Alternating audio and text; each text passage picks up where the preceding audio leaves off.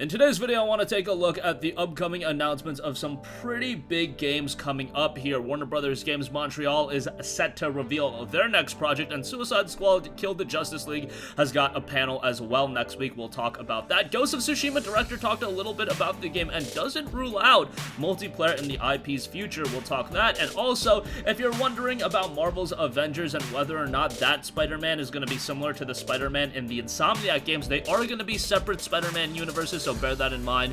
We'll talk that at the end of this video. But first of all, the full schedule for DC Fandom has gone live, revealing the times for the Warner Brothers Games Montreal new title and Suicide Squad Kill the Justice League panels on August 22nd. The former is likely the rumored Batman Gotham Knights game, while the latter is the official title for the newly announced Suicide Squad game from Rocksteady Studios. Yes, Rocksteady's actually revealing their games. It's been so long since I could say Rocksteady's revealing their game with some certainty, because you guys know Batman Arkham Knight got revealed back in 2014, 2013, and then it ultimately came out a year or two after that, and then since then we haven't heard anything from Rocksteady regarding their next game outside of now that we know they're working on the Suicide game. I believe Arkham Knight released in 2015. Rumor is that the Batman game being worked on by Warner Brothers Games Montreal is a Batman game starring the Court of Owls as the main villain, so that'll be pretty interesting to see how that pans out. Bear in mind, Warner Brothers Montreal also did Batman Arkham Origins, I believe. That game wasn't as good as the Arkham titles, however, I still thought it was pretty good. Like, some people bash that game for whatever reason. Yes, it's not on the level of like an Arkham Asylum or Arkham City, but I still thought it was a really good game.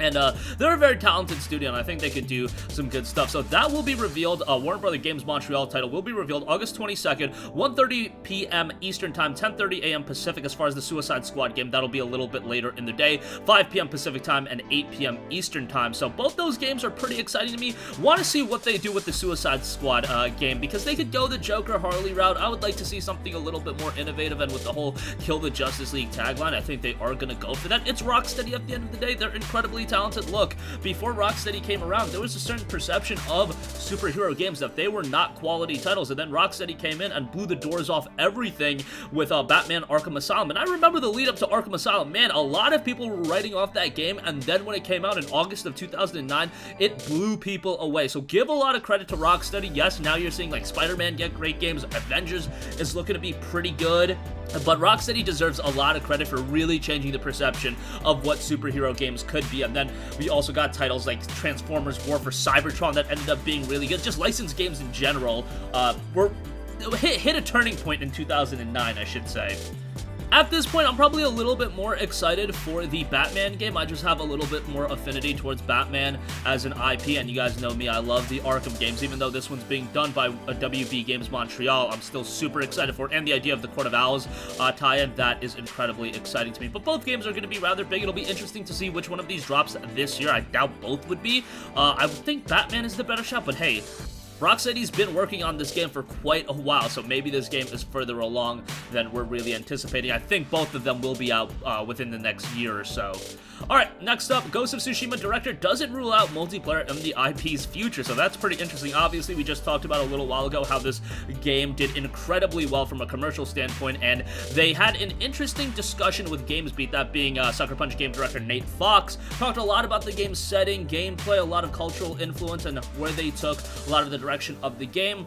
And they were also asked, what about multiplayer? And they noted, or Nate Fox noted, we were always pretty focused on telling the story of Jin's transformation. It's inherently a single-player experience, but who knows what the future holds?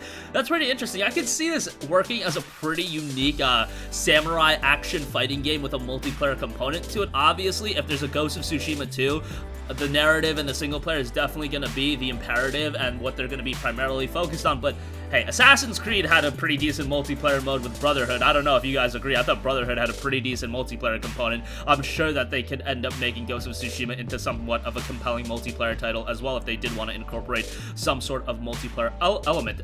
Fox also commented on the greater accessibility of Ghost of Tsushima's combat compared to something like From Software's Sekiro Shadows Die Twice, noting the game is aimed at a very wide audience. We didn't want to have the challenge be something that could keep people out of the narrative experience or the experience of just exploring Tsushima. We did want players to get a good challenge if that's where they were at. We spent a lot of time building a sword fighting system that was hard but fair. If you make it fair, you can dial up the difficulty, the speed of attacks, the parry windows, the rate at which people come at you, and it still holds together. I didn't think Ghost of Tsushima was that punishing of a game at its harder difficulties. At easy, it's a breeze to go through the game. At a couple buddies play through the game at easy, and I saw them playing the game, and I was like, okay, this is probably not the ideal way to play the game, but you do you, buddy.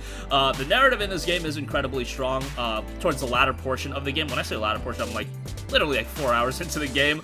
But yeah, great game. I can't gush about my love for Ghost of Tsushima. I literally think this is a Tier 1 PS4 exclusive. So for a while, I was thinking it was a Tier 2 exclusive. No, it's absolutely a Tier 1 exclusive. If you want to say this is your favorite PS4 game of this generation, I think that is a perfectly valid opinion to have. I think, you know, God of War, Uncharted 4, Ghost of Tsushima, that's a battle that, you know, I can discuss on a different day, but all three of those games are incredible, and in my opinion, those are the top 3 PS4 exclusives, knocking off, like, Spider-Man and Horizon right below there. But Spider-Man, to me, I have just a lot of affinity towards Spider-Man, so obviously I enjoyed that game more than most people, and most people did enjoy that game, but just to be objective for a second.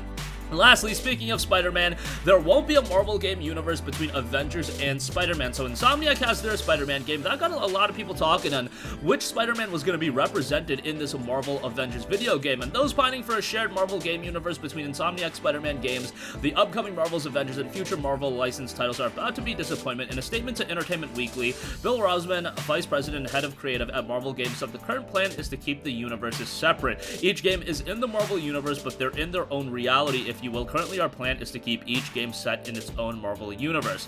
Even without a shared Marvel game universe, obviously, you have a lot to look forward to with Avengers dropping on September 4th on PC, PS4, X1, and Google Stadia, but I can understand why a lot of people on opposing brands, that being Xbox and PC, are upset. I definitely get it.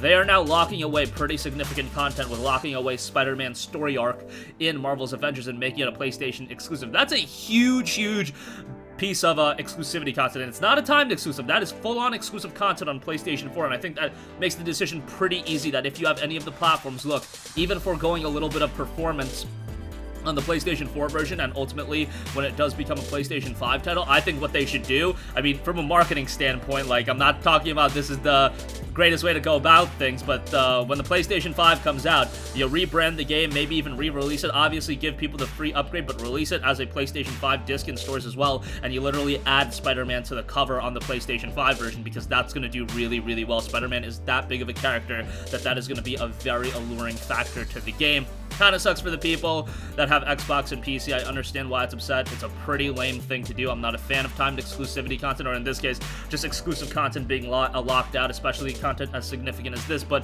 if reports are to be believed, Sony is going to be doing stuff like this for the entirety of the coming generation, so it'll be interesting to see how that shakes up. But that's going to conclude this video. Again, some major titles to be revealed next week with Warner Brothers Games Montreal and Suicide Squad Kill the Justice League panel. Actually, would it be next week? Yeah, it would be next Saturday, so yeah. You can check that out. Ghost of Tsushima director does not rule out multiplayer in the IP's future. However, he's a little bit not sure on it, to say the least. It's just something Sucker Punch is keeping an open mind. And as far as Marvel game universe between Avengers and Spider-Man from Insomniac, don't expect that, but Spider-Man will have a focus on Avengers on PlayStation 4 and PlayStation 5. That's going to conclude this video. Sound off with all of your thoughts in the comment section down below. Thank you for watching, and goodbye. Hey guys, we hope you enjoyed the video, and if you did, make sure to hit the subscribe button, and if you're already subscribed, do us a favor and hit the bell icon. This way you'll be notified whenever we post a new video. That's the best way to keep up with all of our uploads, and we usually try to upload 2 videos a day. And with the bell icon hit, you'll be notified whenever we do upload a video. As always, thanks for watching.